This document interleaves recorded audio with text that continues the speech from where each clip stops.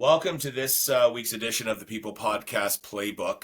We got a really cool, exciting guest on today. Jason Wenzel's joining us, who is a board certified oncology pharmacist.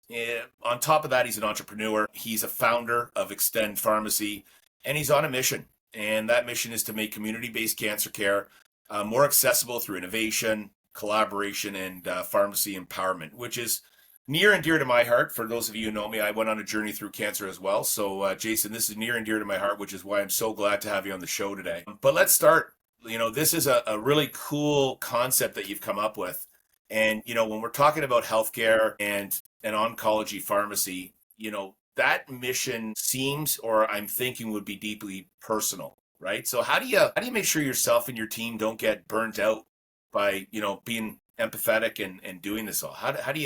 How do you ensure that doesn't happen? Great question, Jason. And thank you so much for having me on today. I think yourself, and there's probably not a single listener to this today that hasn't been impacted in some way, whether directly or through immediate family member, friends, and things like that by cancer at some point in their life. The question you ask, our team is very, very focused. In fact, 100% of the people that we work with from a patient perspective do have a diagnosis of cancer. So being very attuned to kind of the emotional challenges, not only of being a healthcare worker, but being a healthcare worker that are laser focused in an area such as cancer is something that our leadership team is very, very aware of. So from a staff facing perspective, we're checking in with our frontline care providers regularly. We have very open kind of bilateral lines of communication with our team. We're also making sure that we offer a reasonable expectation around the number of patients each of our pharmacists is able to provide care for, and then have formalized debriefing sessions in the event when particularly challenging cases come up, or when we're faced with the challenges that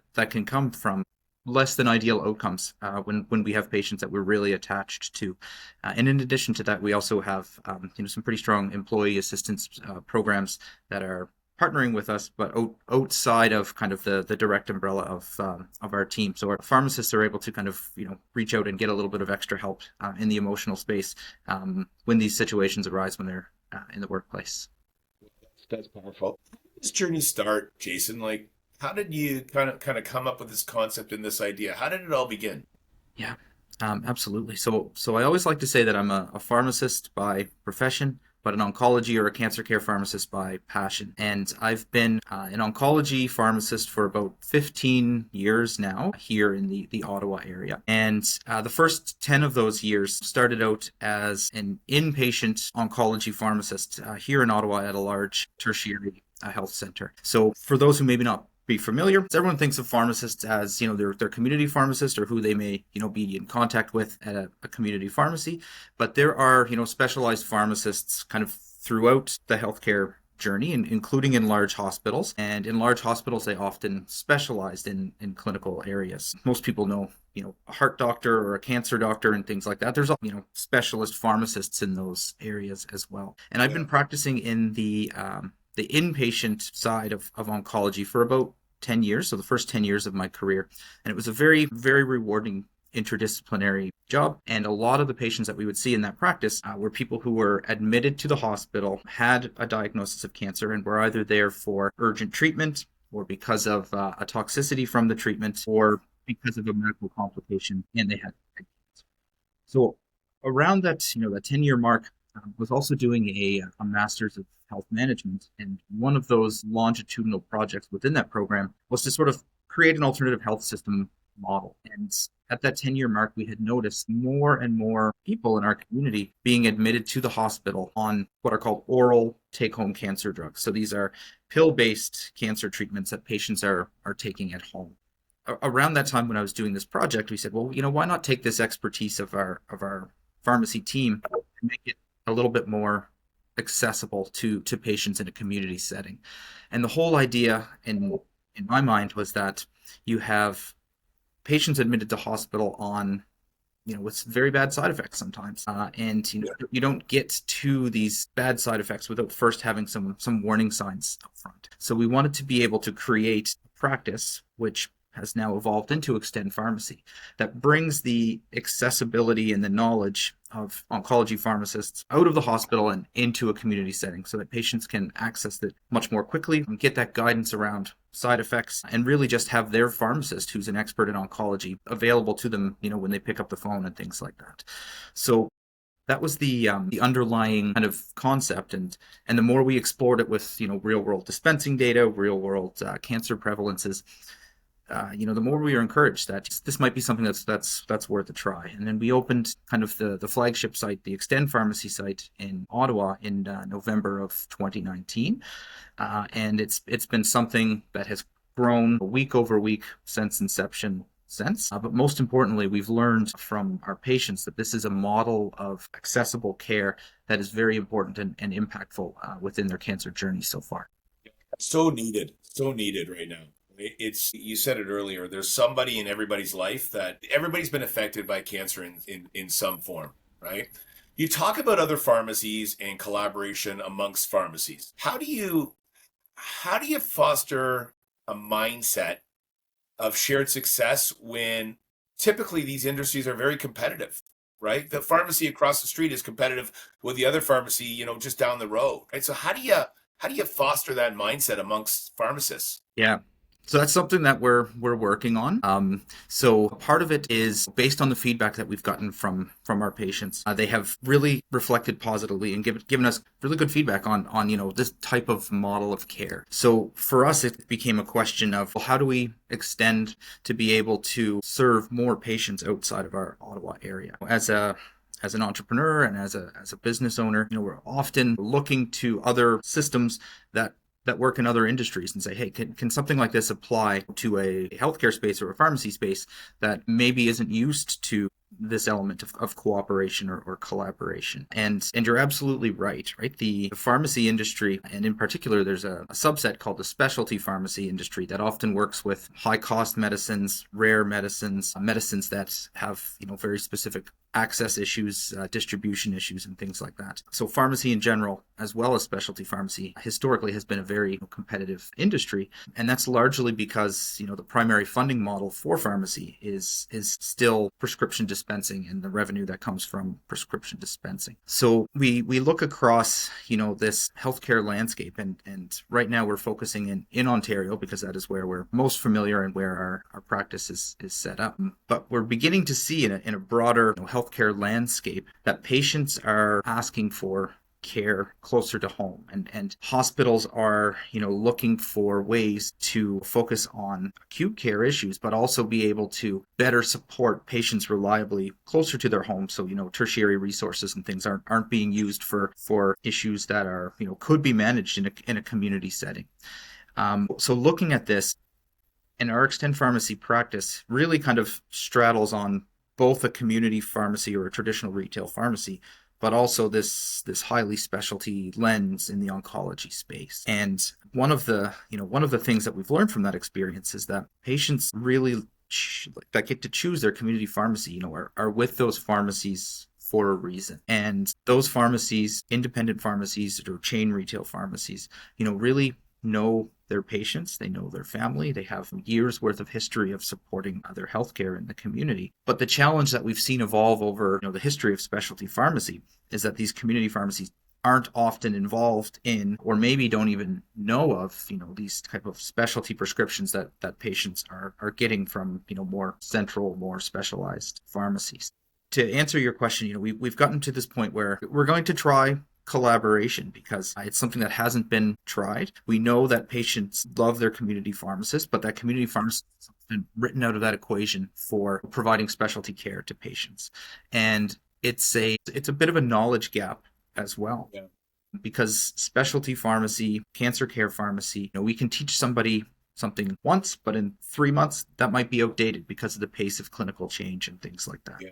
But the collaborative approach that we're taking through what we're calling our Extend Cancer Pharmacy Network is basically finding independent pharmacy partners who are passionate about their communities and passionate about supporting patients in their community, and basically plugging that oncology pharmacy piece into their pharmacy. So when a patient comes into their pharmacy and they happen to have a cancer diagnosis or a certain medicine that can be dispensed through a pharmacy, they get to keep that relationship that they have with their pharmacist, and then our team gets to plug in and provide that expertise that allows sort of that accessible cancer care in the person's. Okay. Okay.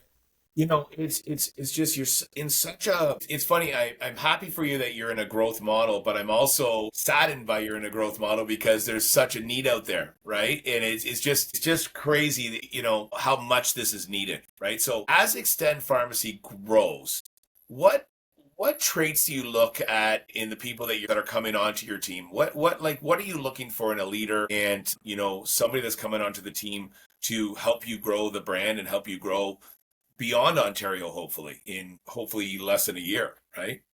Yeah, it's a great question, and I think but I reflect on this often, and I'm very fortunate as a founder here in Ottawa to have a lot of supports, coaches and formal groups that I've been involved in as somebody who's gone from this kind of very clear cut professional role to becoming an entrepreneur, and then from there really building a company.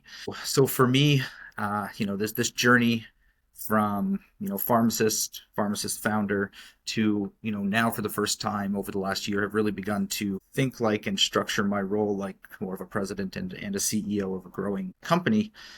Have really looked to business leaders, kind of formalized processes and resources to be able to make that mental transition that now allows me to answer questions like the ones that you have. So what kind of people are we looking for? Full transparency, this is a big, hairy, audacious vision that we have to be able to better support people in their community and in their time of need on cancer treatment. So this is in its infancy. The program that I just described to you is probably the fifth or sixth iteration of this, and we've been doing lots of trialing and testing and things like that. So it's great to get it to this point where we're considering what type of partners we're looking for in the pharmacy setting in the community. And for me, first and foremost, some people might look at this and potentially see a pretty reasonable price tag for a low risk like on this type of collaboration. For me, that's not the right first reason why somebody would do this, or not the first reason that we would choose somebody in this space. For us is finding that pharmacist, and again, to start, we're leaning towards independent pharmacists because independent pharmacists have to have that entrepreneurial spirit. They have to have that finger on the pulse of their community, that understanding of how to differentiate their care to stay ahead in a competitive business. So for us is finding these independent pharmacists that are staples of healthcare in their community, who are interested and willing to try something different to help serve people in their community.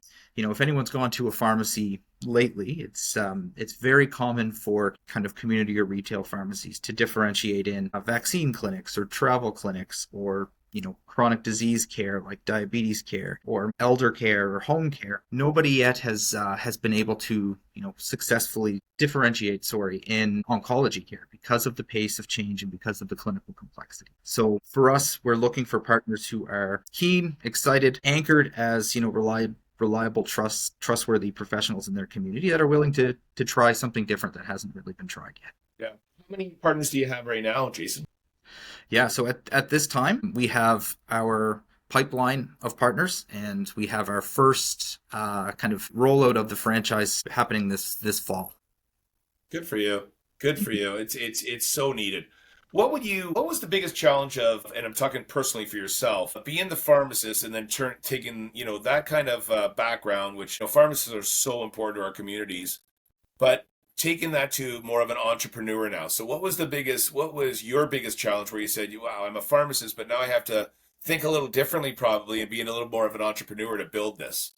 Yeah, absolutely. So I think when I started this, and right from the beginning, I had a few exceptional team members that we brought on when we started this that are still with our team today and are foundational to our growing leadership team. 6 years ago when we started this, it was how do we solve this problem that we're seeing within our healthcare system. So we set it up and we began to solve it. Began to solve it again, not at a large scale, but on a person by person basis. So we began to see the process working, and I would have patients come into the pharmacy.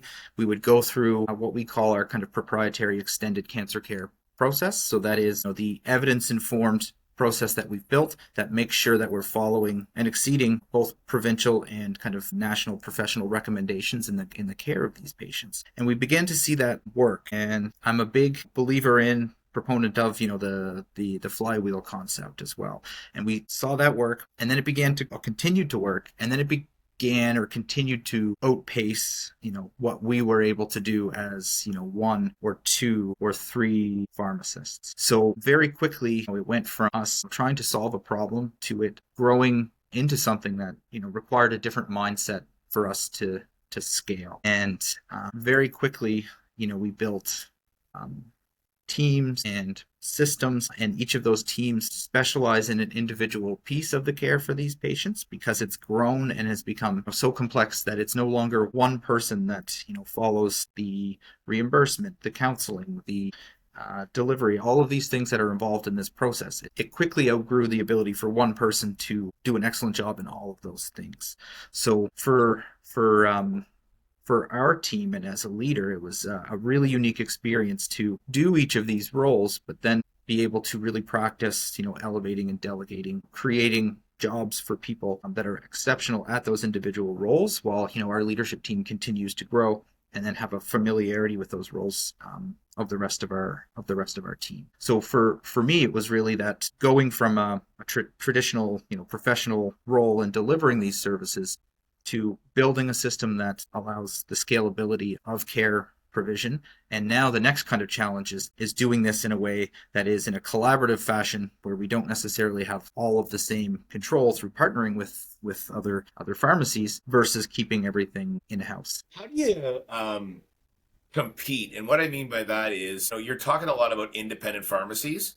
Yep. How do you compete against the big, huge national chains? Because that might be something that somebody who wants to join your team as well has to look at, and how do you help them along to make sure that they can compete?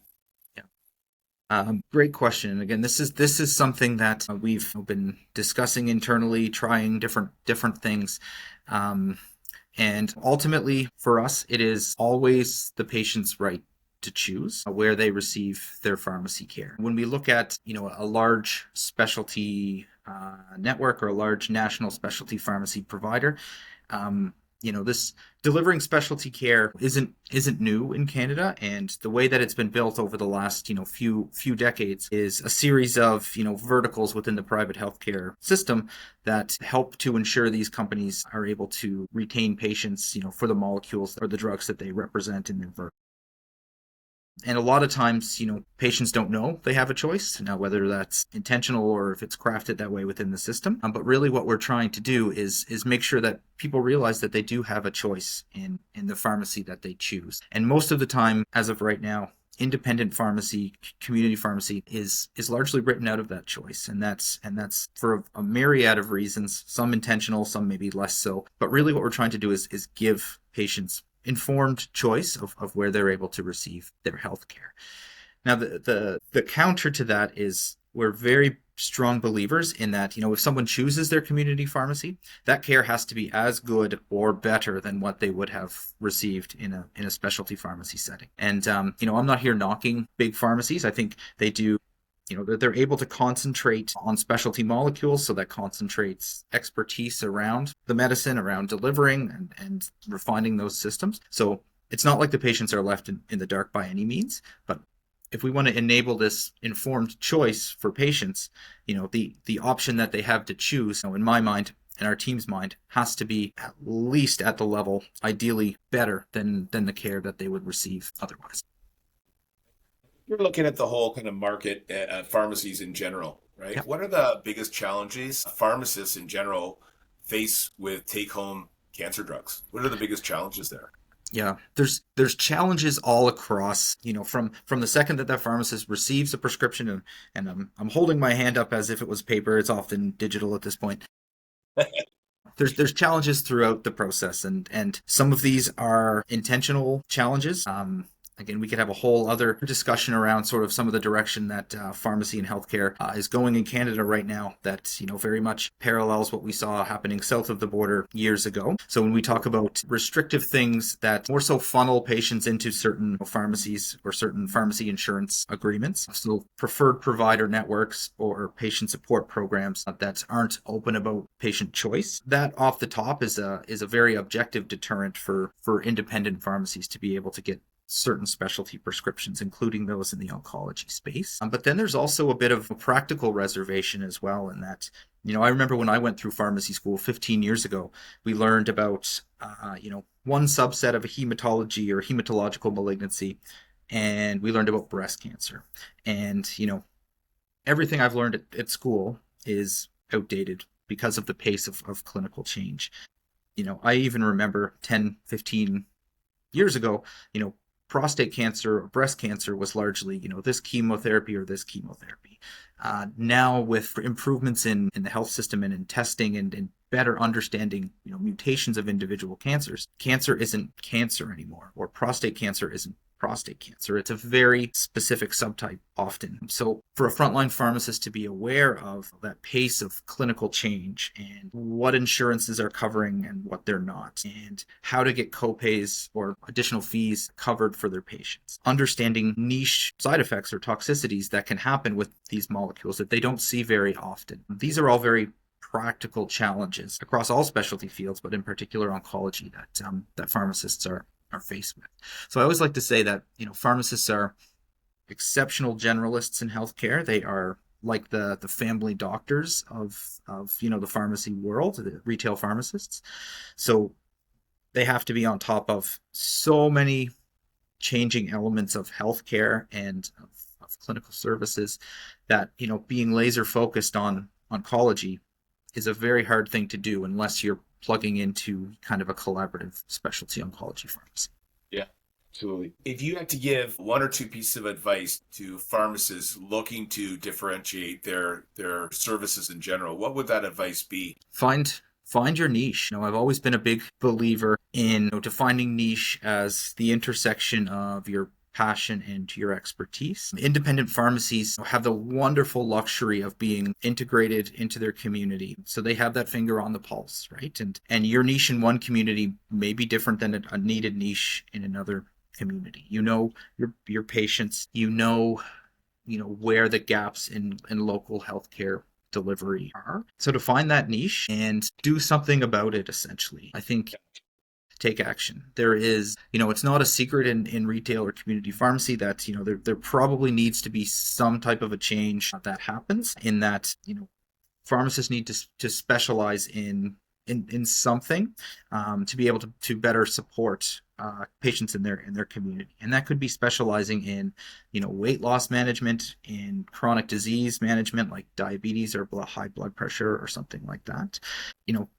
Pharmacists, especially in the independent space, have that luxury of being, it's a luxury and a curse, but have that luxury of being able to be flexible, to be able to really have that finger on the pulse of their community and to try things. And again, it doesn't have to be a big thing. It can be a clinic day here or there, or it can be a conscious effort, every patient that comes in your door that has high blood pressure, that you offer them additional service or additional, professional service or something like that. So really about differentiating based on something that your community members need. Yeah, knowing your community and getting involved. And I like what you said about just taking action. Take action, right? So many people can make a decision. Taking action is a totally different thing, right? So you've been generous with your time. I just got a couple more questions for you, Jason, before I let you get back to your busy day. Of course. Because I'm really enjoying this conversation. So my first and foremost is you personally. I want to think about this for a second. So you're a pharmacist, you're a researcher, you're an entrepreneur. How do you balance it? Like when you get up in the day, hey, I'm going to be the researcher guy right now. I'm going to be the pharmacist. Like, how do you balance it all? Yeah, that's something that. Or you haven't figured it out yet. Yeah, haven't, right? It's always taking very conscious steps to be able to find that right balance. And I think the balance changes as well.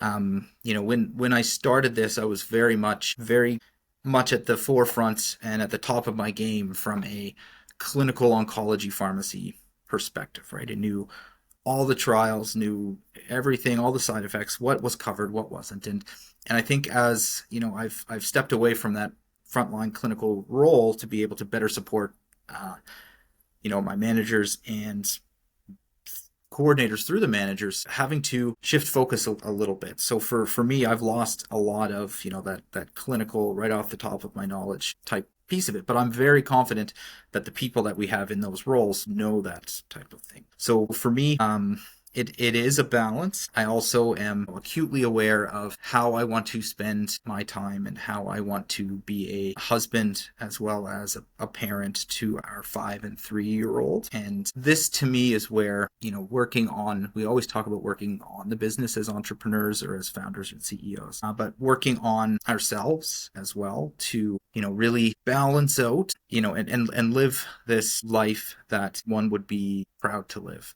I'm a big believer in listening to podcasts, listening to books, reading on occasion, but mostly listening to. And I love the concept that's in one of these books that I read around living your future self now. And I always, especially around spending time with our kids, always take that kind of breather in that moment to think of, what is 20 years down the road? What does Jason, say about this moment right here? Or are you missing, an opportunity to make a great in the moment connection with your family? And I try to, have boundaries as best as possible around work related things and family time in particular. Doesn't always happen. It's the life of an entrepreneur. But to use the quote of one of my personal mentors at this point, it's under construction. It's something that Is that Ed Hansen quote? that's an Ed Hansen quote. Yeah. So I've Yeah. the wonderful privilege, and I know Ed has been on your show recently, Jason, and Ed and several of the business leaders here in Ottawa have been integral mentors to the success and to supporting my own journey of going from pharmacist founder to president, CEO, and being very conscious of what that means for physical, mental health, and what that means for informing the conscious type of leader that I want to be for my team at work, but also family at home. Can you give me the name of that book that you were just talking about? Because I'm I'm an audiobook guy too. I fall asleep if I read because it's usually at night when I'm ready to go to bed for the night. But I would love to get that in my book audio collection right now. Absolutely. So I believe I just looked it up very quickly here. I don't want to misspeak on the name, but it's called, if memory serves me, it's Be Your Future Self Now, and it's by Dr. Benjamin Hardy. Okay, perfect. I appreciate that. I'm sure the listeners do as well. Last question before I let you go on your day and get going to your busy day. If you had to say, what trends do we need to be aware of in the oncology kind of pharmacy area? What should we be paying attention to right now? Yeah. Great question. So I'll make reference again back to when I started my career and even well before that. People hear the word cancer, they usually think of, chemotherapy. So, this poisonous medicine that goes into your veins and often causes hair loss, often causes a lot of nausea and things like that. Cancer now remains a very scary word, absolutely. But it's no longer one disease, two disease. It's hundreds of individual, relatively rare diseases based on science and medicine being able to pick out what that cause of that is, or that driver mutation, or what is actually causing that cancer to happen. So trends right now in the oncology space is, I always think of treatment, and this is from a pharmacist lens, so a medicine lens. It doesn't capture surgery or radiology or anything like that, but from a medicine lens, I always think of treatments of cancer in one of 3 buckets. So the first is that cytotoxic, very harsh chemotherapy that I just mentioned, but the other 2 are really the areas where contemporary oncology practices is growing, and this is where we see big breakthroughs and therapeutic changes. One of those is immunotherapies. So immunotherapies are being used in many different types of cancer now, first, second line, depending on the cancer and things like that. Those medicines are often given parenterally, which means either through an IV or through an injection. So our team doesn't work specifically with those at this point, but those medicines really ramp up your own body's immune system to fight the cancer, and that's been effective for certain types of cancer. The third sort of bucket, and this is where our team is really focused on, is targeted therapies. So identifying, these are molecules, medicines that identify one little space within a cancer pathway that is really driving or causing this cancer to happen. So these are often called, small molecules. They're often taken orally, and they target, a specific protein, receptor, enzyme, or something like that on the cancer cells. So for, the listener who's wondering, the direction of cancer treatment, all this to say is that cancer treatment is becoming more individualized. It's becoming more costly from a medicine perspective because each of those medicines that target something specific, it's often in the single digit percentages of patients who maybe have a cancer. So it's more rare by nature. Accessing these medicines is becoming more and more complex, often because our public healthcare system, for all that it does, it is slower than comparable countries, comparable provinces in getting these new emerging therapies publicly funded. So we're seeing a bigger gap happening between people with private insurance and people with public insurance. And again, we could talk a whole other session on that. Yeah.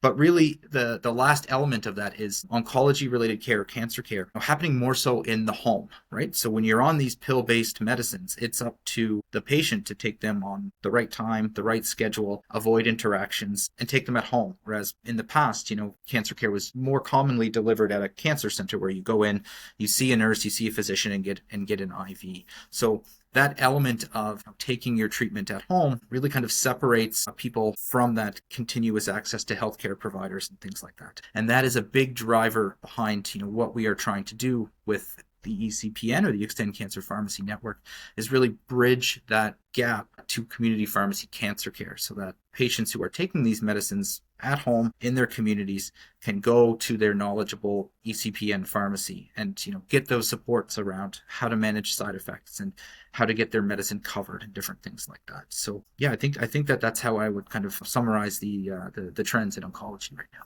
Wow. Very interesting stuff, and extremely happy that you came on as a guest today, Jason, because this stuff is absolutely needed. So Thank you. I know you're busy. With that, I thank you. It's a treat to have somebody, an expert like yourself, on talking about this. And I wish you nothing but the best with Extend. And we will make sure we promote it on our side as well because it needs to be promoted. And with that, I thank you for giving us some of your time today. Thank you. Pleasure, Jason. This has been a great experience and a welcome discussion. And again, thank you so much for the opportunity. No problem at all, Jason. If you loved that session and that conversation as much as I did, would love to have you join our People Playbook community in the link below.